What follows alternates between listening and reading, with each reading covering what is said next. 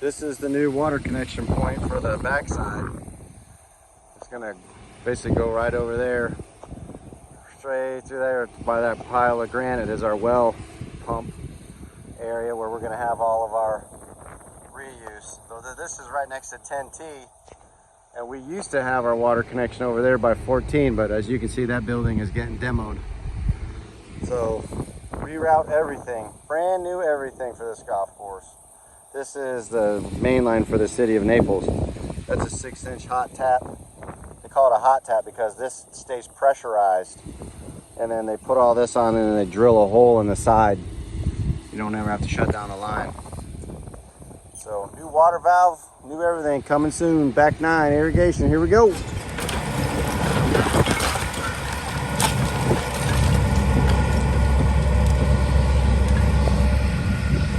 Sometimes you just need to smash some stuff.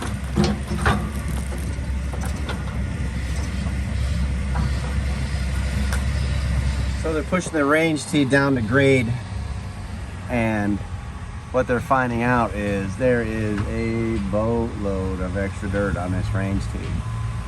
So we are piling it all up, we're scooping it up, and we're taking it over here, and we're gonna close this gap between the privacy berm on short game.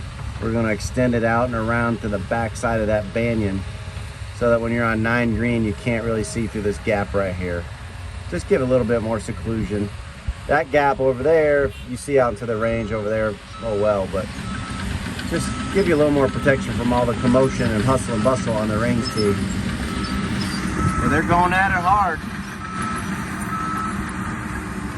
Those little green flags up there, right there, that represents the front of the range tee, and it's going to dip off and go down. So they're just pushing and pushing and pushing. You can see over there how much they're cutting down. That's probably close to 2 feet. So we got the main line in off of the range today. Hopefully the main line goes all the way over there, it's buried. Hopefully Friday or first next week they're gonna do the bore under the road so we can get all that tied in. And then today, started sodding around 9 green. That's looking pretty sweet. And they got some bunkers on number 1 done. This is kind of a good example of some of the casual conversations as the architect and myself ride around, and I just kind of say to him, like, this tie-in looks weird. And what I was talking about was the tie-in up here, this curvature of the waist area in front of the tee up there. It was real blunt, it came real sharp over and almost 90 degrees to the cart path. And then as we got up here, this area, it was real tight, kind of just, I don't know, looked weird. And so we both looked at it and like, you know, it does look a little weird. So we changed the angle of the tie-in up there, and then we widened this out. You know, we talked about eliminating, you know, filling that in and going that way, but it just made more sense to kind of widen it out coming this way a little bit instead of putting a big chunk out there. So just a little bit of extra width here makes it all the difference. But it's things like that that we try and notice and we try and figure out as we ride around so that it flows and everything fits just right. And I'm going to show you another example here. Now, when we were riding around, I just looked at Drew and I said, this is weird.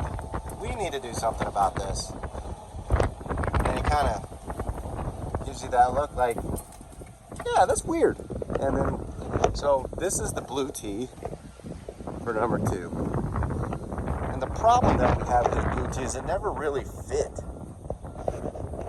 We tried in 2009 when I built this golf course, the cart path was there, and then this little tee that we have back here was just, it was a rinky-dink tiny little tee. We just didn't have the budget to move a lot of dirt and earth and all that kind of stuff. So we needed to make the blue tee bigger, so probably sometime about 2012 or 13, I rerouted the cart path around the back so that we could use this space to make the blue tee a little bit bigger. But it kind of sat in here a little wonky on a weird angle. And these tees were a little bit off.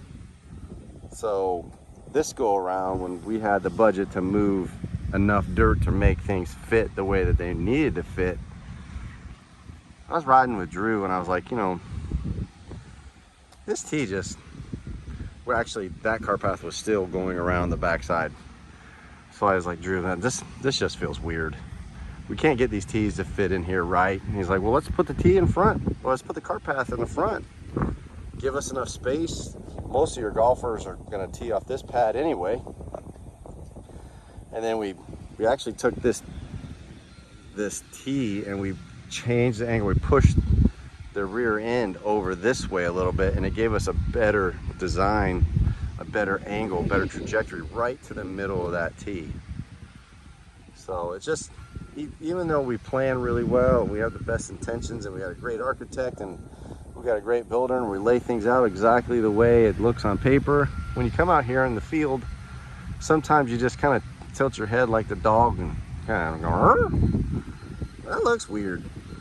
And then you make a field change, and a little tweak here, a little tweak there, a little cart path reroute, and you turn out with an awesome product like this. So it's just, you got to build it, you got to see it, touch it, feel it, and then when you're all done, this is what you get.